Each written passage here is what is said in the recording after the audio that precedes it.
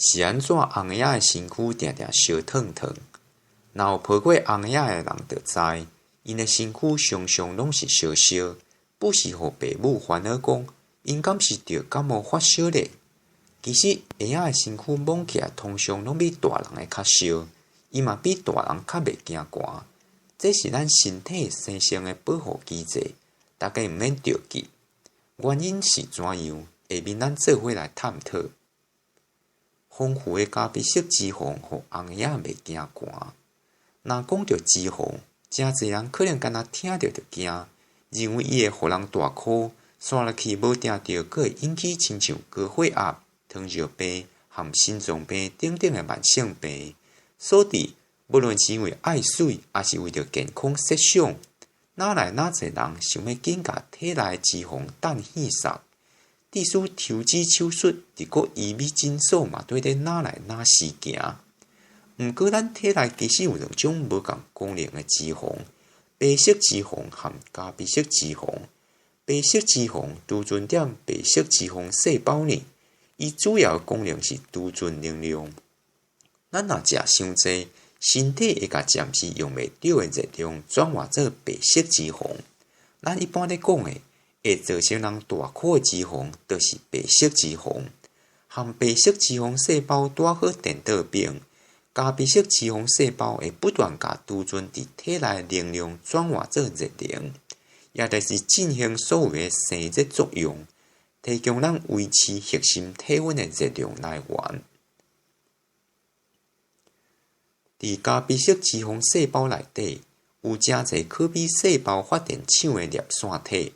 粒线体会甲葡萄糖和脂肪代谢，来产生维持细胞功能的生物能以及副产物热能。大量的粒线体互咖啡色脂肪细胞有旺盛的新陈代谢，产生热来互咱感觉温暖。也因为这个济粒线体，互咖啡色脂肪细胞有咖啡色的色彩。新陈代谢旺，互送素的需求嘛对咧牙悬。所以，伫咖啡色脂肪细胞的四个位啊，嘛有较侪微血管经过，毋但会当甲较侪送素带来互伊使用，嘛会使甲伊产生的热运送去身体其他的部位。所以讲，咱体内若有愈侪咖啡色脂肪，新陈代谢就会愈好，会当替咱产生愈侪热量，互咱感觉身躯愈受热，伫寒天愈袂惊寒。和大人无共款，新生红仔因为欠缺健全的神经系统和骨骼筋膜，互因伫拄着冷的时，身躯无法度透过喘来散热，嘛袂晓家己脱衫，也是爬向较袂冷的所在。为着无爱互红仔因为冷着来失温，伫因的体内有真侪咖啡色脂肪，透过咖啡色脂肪产生大量的热。来保护家己避免失温的风险，所以婴仔的颔管、胸坎定定拢是烧烘烘。